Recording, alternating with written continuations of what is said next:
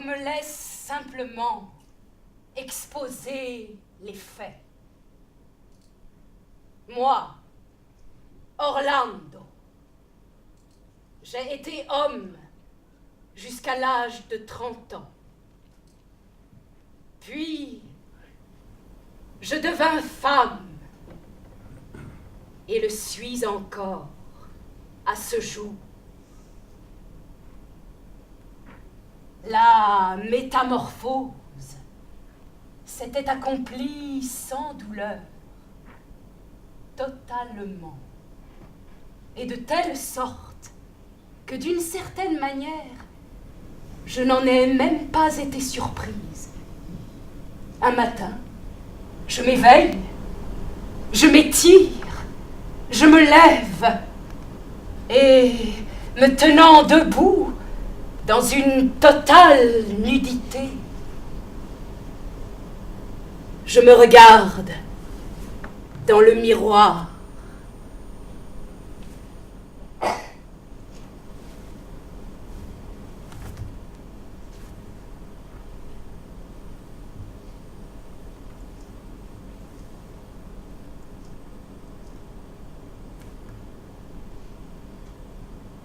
Je devais bien le reconnaître. J'étais devenue femme. Dans un premier temps, je ne m'en troublais pas excessivement. J'allais prendre mon bain, comme tous les matins, car, pour le reste, j'étais restée précisément telle qu'en moi-même. Ce changement de sexe altérait peut-être mon avenir, mais en aucun cas mon identité. Mon visage, comme en attestent les portraits, était resté pratiquement identique. Je pouvais me souvenir sans encombre de tous les souvenirs de mon passé. Et il faut dire que ce passé était déjà bien long. Car mon histoire commence en 1550, sous le règne d'Élisabeth la Grande. Et en ce jour de ma métamorphose, nous étions en 1738. Il y avait peut-être un léger flou, comme si quelques gouttes noires étaient tombées à la surface limpide de ma mémoire. Certaines choses étaient peut-être un peu moins nettes, mais c'était tout. Et pourtant, bien des gens, tenant compte de ces éléments, mais estimant qu'un tel changement de sexe allait à l'encontre de la nature, se donnèrent beaucoup de mal pour prouver, que j'avais toujours été une femme, 2, que je suis toujours un homme. Je laisse aux biologistes et aux psychologues le soin d'en décider. Pour ma part, ayant ce matin-là achevé ma toilette, je revêtis vestes et pantalons à la turque, car je me trouvais alors à Constantinople, où le roi Charles m'avait envoyé en qualité d'ambassadeur extraordinaire pour jouer un rôle de tout premier plan dans les délicates négociations entre Sa Majesté et les Turcs, et où, d'autre part, dans la nuit qui suivit la fête, en l'honneur de mon élévation au rang de duc, j'avais épousé, en secret, une certaine Rosina Pepita, danseuse, de père bohémien et de mère tout aussi inconnue, mais censée vendre de la vieille ferraille au marché à proximité du pont de Galata. Je revêtis donc, disais-je, vestes et pantalons à la turque, que l'un et l'autre sexe peuvent porter indifféremment. Et puis vint ce second moment je fus obligée, tout de même, de considérer la situation, une situation extrêmement précaire et embarrassante. Je me trouvais à mon réveil dans la position la plus délicate pour une demoiselle. Une demoiselle. Une demoiselle. Pour une demoiselle. Une demoiselle. Une demoiselle. De haut rang. Demeurer ambassadeur extraordinaire de Sa Majesté à Constantinople me paraissait absolument impossible. Je résolus donc de m'embarquer dès le lendemain pour l'Angleterre. Par chance, un navire marchand anglais avait déjà mis à la voile dans le port de Salonique en partance pour l'Angleterre, et je n'eus qu'à vendre un rang de perles qui avait appartenu à ma garde-robe d'ambassadeur pour payer mon passage et avoir encore quelques billets de banque dans mon portefeuille, grâce auxquels je m'offris une panoplie complète de femmes à la mode du moment. Et c'est, habillée en jeune anglaise, de bonne naissance, que par un beau matin de septembre, je débarquai à Londres.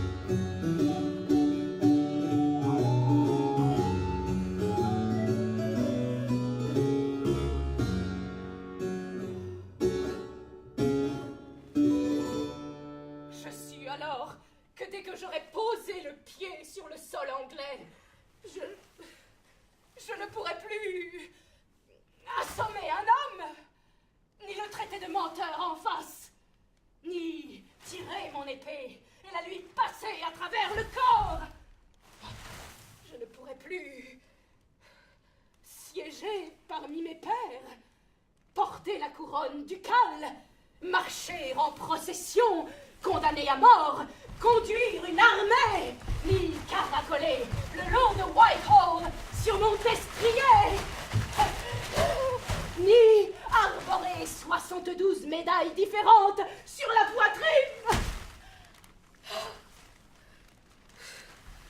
Dès que j'aurais posé le pied sur le sol anglais, j'en serais réduite à servir le thé et à demander à ces messieurs s'ils trouvent cela à leur goût.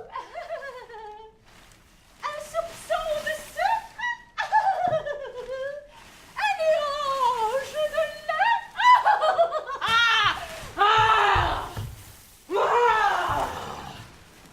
La peste soit des jupes. Moi, Orlando,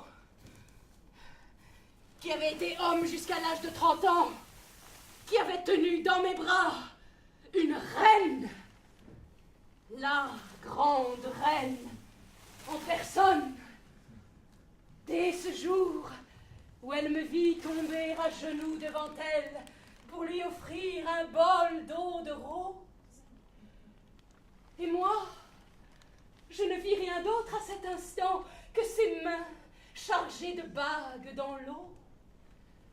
Elle fit de moi son favori.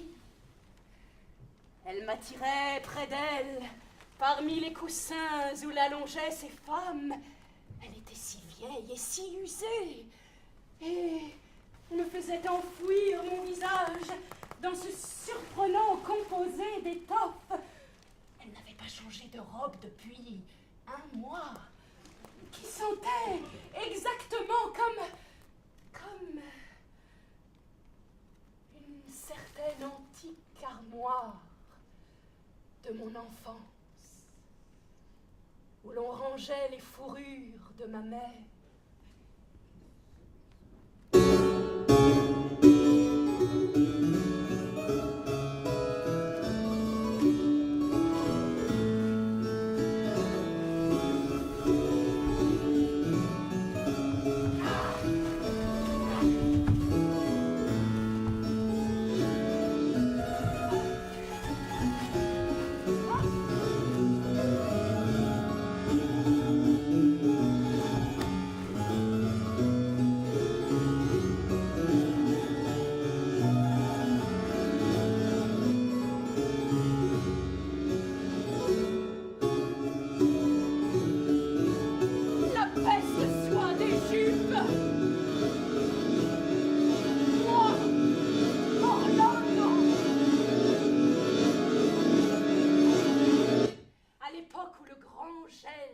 S'abattit sur Londres.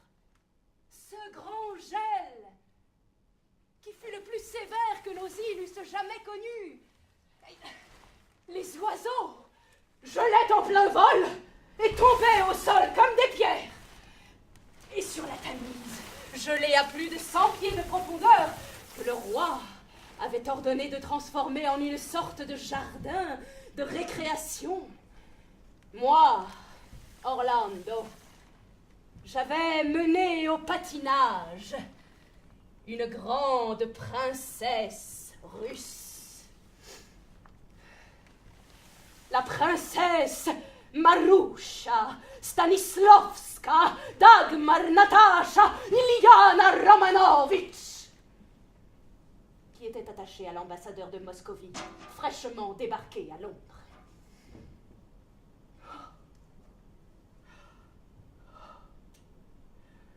Sacha. Je la nommais Sacha, en souvenir du renard blanc de Russie que j'avais eu dans mon enfance.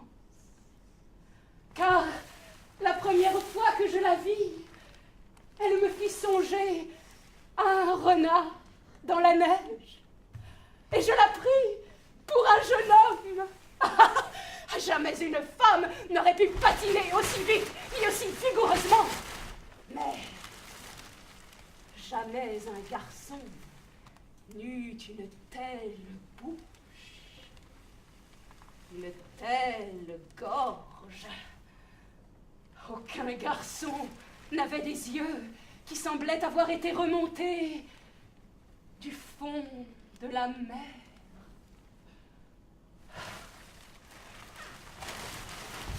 Échauffés par le patinage et par l'amour, nous nous jetions au sol en quelque endroit solitaire et enveloppés d'un immense manteau de fourrure, je la prenais dans mes bras et je goûtais auprès d'elle pour la première fois de ma vie les plaisirs de l'amour.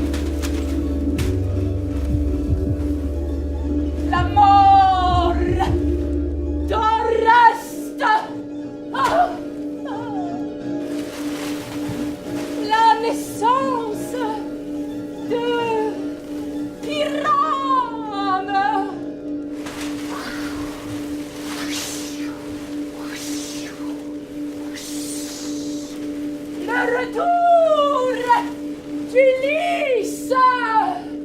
Ah, la mort d'Hippolyte.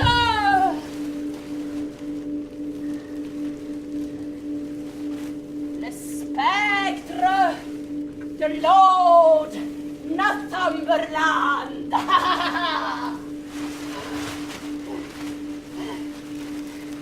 Iphigénie en Olide. Agamemnon, mon père. Plus une demi-douzaine de drames historiques, des romans d'aventure et des poèmes en vers, en prose, en français et en italien. Ah, jamais garçon n'avait quémandé des bonbons et des pommes comme moi. Je quémandais du papier et de l'encre. Je fuyais les conversations pour me cacher derrière quelques tentures ou dans des oratoires secrets ou dans ce placard qui jouxtait la chambre de ma mère, qui avait un horrible trou dans son plancher et une épouvantable odeur de fiente des tourneaux, avec un encrier de cornes dans une main, une plume dans l'autre, et un rouleau de papier sur mes genoux. Ah.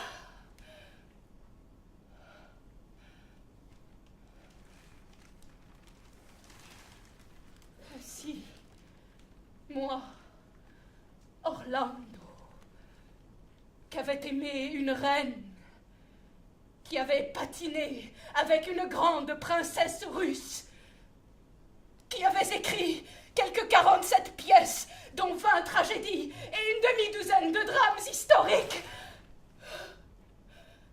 J'étais devenue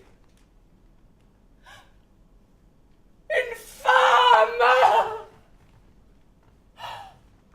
Words, English words, full of echoes, memories, associations. They've been out and about, on people's lips, in their houses, in the streets, in the fields, for so many centuries.